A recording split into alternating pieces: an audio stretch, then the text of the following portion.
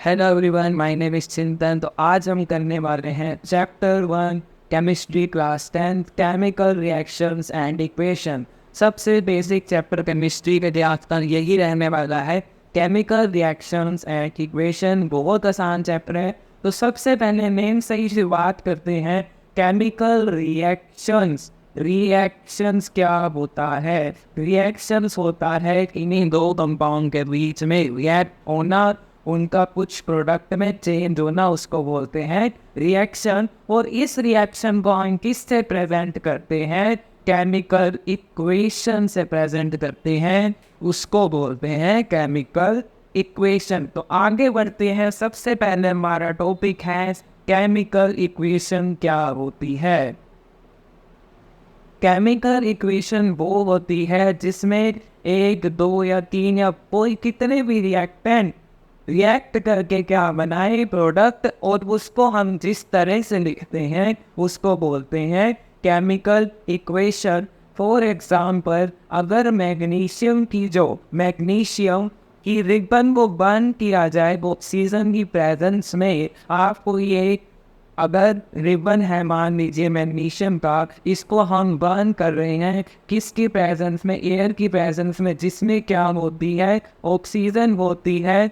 तो क्या होता है? इस मैग्नीशियम रिबन के ऊपर क्या बन जाती है? मैग्नीशियम ऑक्साइड की, मैग्नीशियम ऑक्साइड की लेयर फॉर्म हो जाती है। इसको क्या बताया है? एक रिएक्शन बताया। दोबारा से रिपीट करते हैं। मेरे पास क्या है? मैग्नीशियम रिबन है, उसको मैंने ऑक्सीजन की प्रेजेंस में जलाया, बर्न किया, तो उसके ऊपर किस चीज़ की लेयर फॉर्म होगी? मैग्नीशियम ऑक्साइड की लेयर होगी, फॉर्म हुई। ये मैग्नीशियम ऑक्साइड की लेयर क्या होती है? एक मेटल के साथ, ऑक्सीजन के साथ रिएक्ट करने पे जो कंपाउंड बनता है उसे बोलते हैं ऑक्साइड। अब यहाँ पे मैग्नीशियम था, तो अब यहाँ पे किस लेयर की फॉर्म हुई? कौन सी लेयर फॉर्म हुई? मैग्नीशियम ऑक्साइड लेयर फॉर्म हुई है। इसको बोलते हैं रिएक्शन का होना। अब इसको केमिकल इक्वेशन के तौर पे किस तरह से लिखते हैं?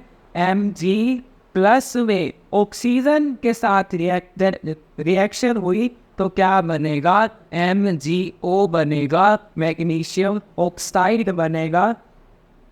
तो इसको मैंने किस में लिखा है? इनके एलिमेंट केमिकल के रूप में लिखा है। लेकिन अगर मैं इंग्लिश में लिखता हूँ तो क्या है? मैग्नीशियम प्लस में ऑक्सीजन गिव्स में मैग्नीशियम ऑक्साइड। बिल्कुल बेसिक से करेंगे। इक्वेशन का क्या मतलब है, क्या क्या चीज़ें कहाँ लिखी जाती हैं और किसको क्या बोलते हैं। तो पहली बात, जो लेफ्ट हैंड साइड पे होगा LHS, लेफ्ट हैंड साइड पे होगा, वो क्या होते हैं? हमारे रिएक्टेंट्स होते हैं। और जो राइट हैंड साइड पे होते हैं वो हमारे क्या होते हैं? प्रोडक्ट होते हैं। मतलब रिएक्टेंट आपस में रिएक्ट करके क्या बनाते हैं? प्रोडक्ट बनाते हैं। इसके बीच में सिंगल एरो लगाया जाता है, मतलब रिएक्शन होने के बाद हमें क्या मिला, ये इस चीज को प्रेजेंट करता है। आगे बढ़ते हैं। केमिकल इक्वेशन के बारे में और जानकारी देखते हैं, हमें यहाँ पे क्या मिली है।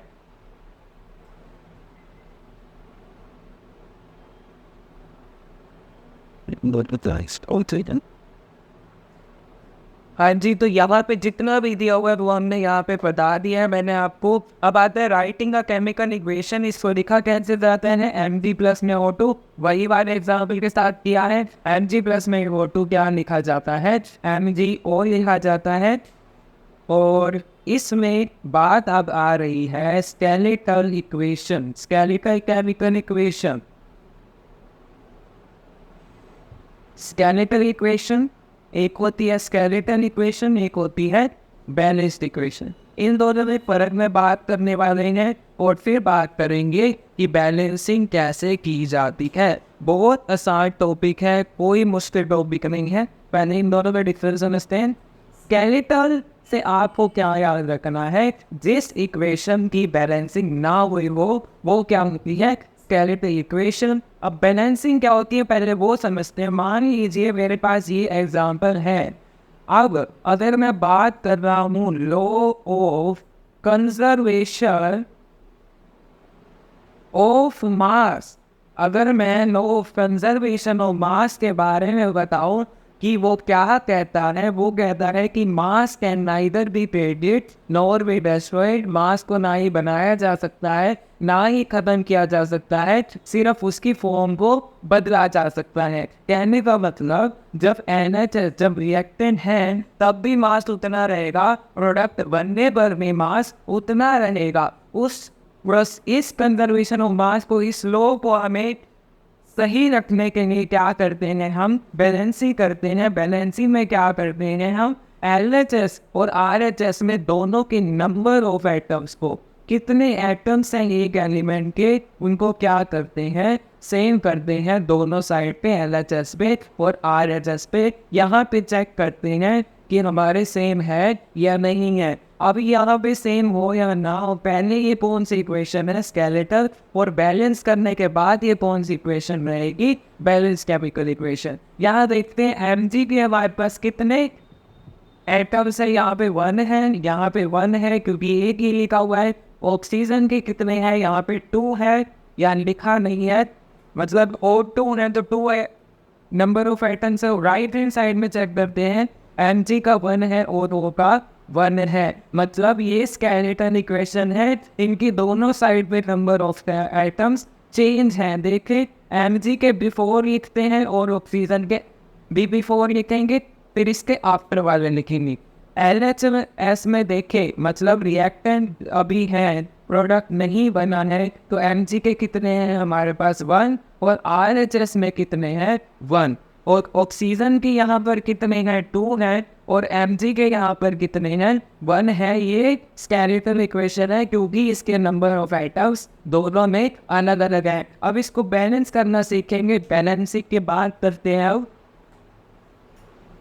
सबसे पहला स्टेप आपका क्या रहता है बैलेंसिंग में, आप इसको सही से लिखें, जो इक्वेशन है उसको बिल्कुल अच्छे से चेक कर लें कि वो बिल्कुल सही लिखी हुई है, आपने जो कंपाउंड बनाया है वो सही लिखा है। उसके बाद हम चेक करते हैं एक टेबल बनाकर, जिसको आप अगर प्रैक्टिस करते जाएंगे तो इस टेबल की भी ज़रूरत नहीं पड़ेगी, लेकिन आपको 10th क्लास के अंदर इस टेबल को बनाना है।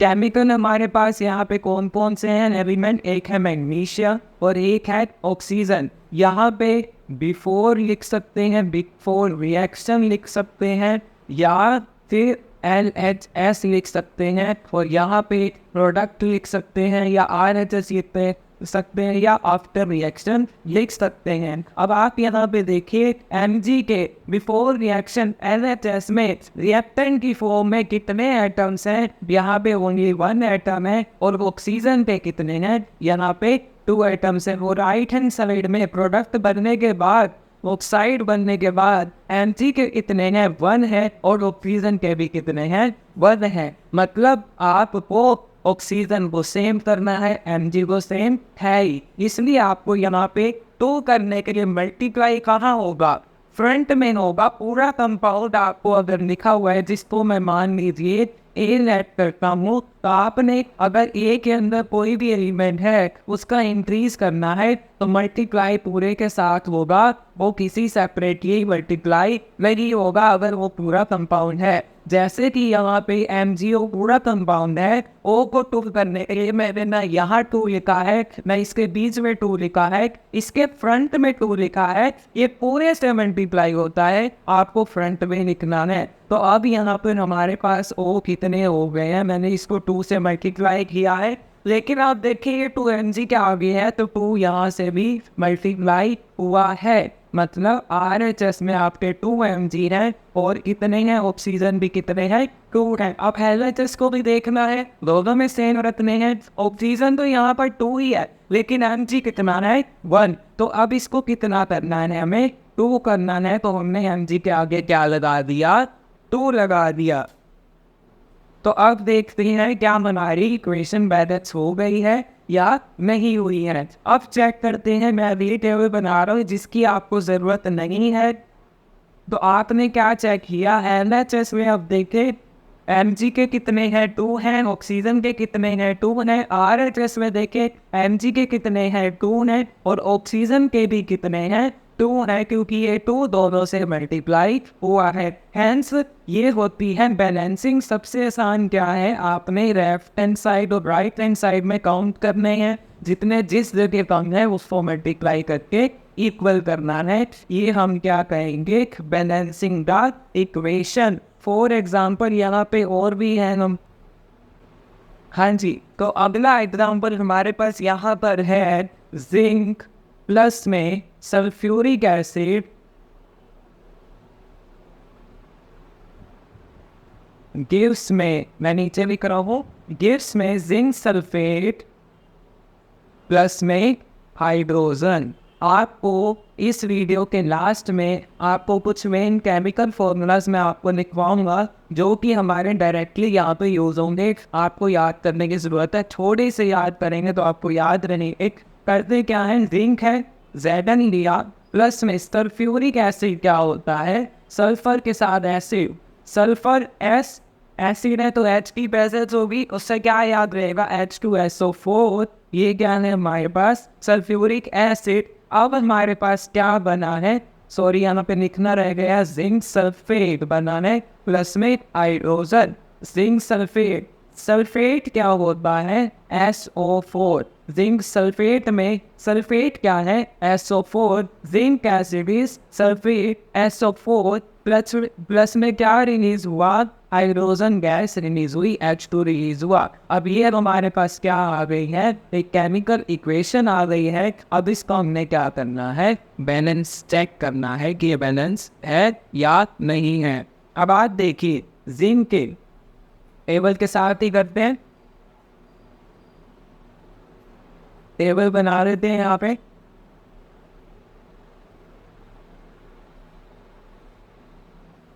यहाँ पे जिंक है, H है, बोथ साइड S है और ऑक्सीजन।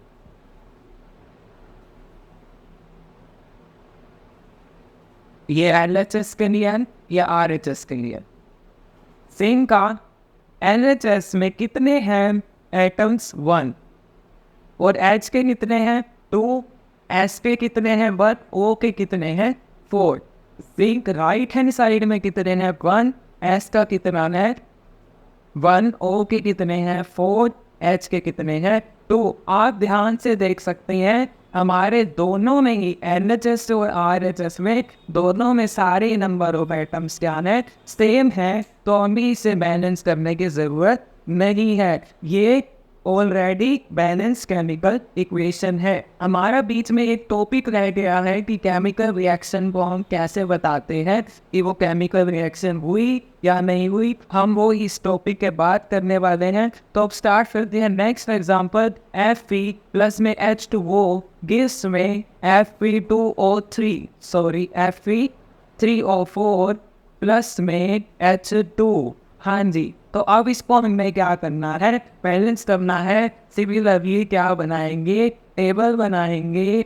यहाँ पे हमारे कितने एलिमेंट्स हैं, 3 एलिमेंट्स हैं, एक है Fe, एक है H और एक है O। LHS की बात करें और RHS की बात करें, LHS में Fe का कितना है 1 है, H का कितना है 2 है, ऑक्सीजन का कितना है 1 है। राइट हैंड साइड में देखेंगे Fe के कितने हैं 3 है, ऑक्सीजन के कितने हैं 4 हैं और H के कितने हैं 2 है। आपको ध्यान देखना है कि अब हमें किस चीज़ को इजीली मल्टीप्लाई करने पे हमारी ये बैलेंस हो जाएगी। अब ध्यान से देखिए, Fe यहाँ पे कितने हैं 3 है और यहाँ पे क्या है 1, तो मतलब मेरे को यहाँ से क्या करना पड़ेगा, 3 से मल्टीप्लाई करना पड़ेगा। क्या मैं यहाँ पर 3 लिख सकता हूँ, हाँ बिल्कुल लिख सकता हूँ। इससे ना हमारे किसी और एलिमेंट पे चेंज आया, क्योंकि ये यहाँ पर अकेला है, कोई कंपाउंड नहीं है। अब बात करते हैं H की, ये क्या है हमारे ऑलरेडी सेम है, लेकिन O के बारे में बात करेंगे। RHS में कितने हैं 4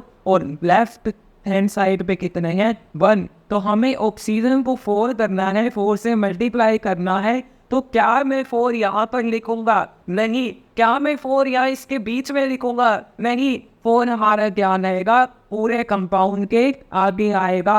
अब ये चेंज पूरे कंपाउंड के लिए हुआ है, 4 यहाँ से भी मल्टीप्लाई हुआ है और LHS में H2 के लिए भी 4 यहाँ से मल्टीप्लाई हुआ है। अब हम देखते हैं दोबारा से हमारी Fe सेम है, ऑक्सीजन सेम है, लेकिन H को हमने यहाँ पे क्या करना है, 8 के इक्वल करना है। 8 यहाँ पे 2 है तो हम क्या लगा देंगे, 4 से मल्टीप्लाई कर देंगे। अब आप देखेंगे हमारे तीनों जो एलिमेंट्स हैं उनका दोनों number of atoms left hand side और राइट हैंड साइड पे सेम हो चुके हैं। कुछ मुश्किल नहीं है, सिर्फ थोड़ी सी मल्टीप्लिकेशन करनी है, आपका इजीली ही बैलेंस हो जाएगा। हाँ जी, तो आगे बढ़ते हैं।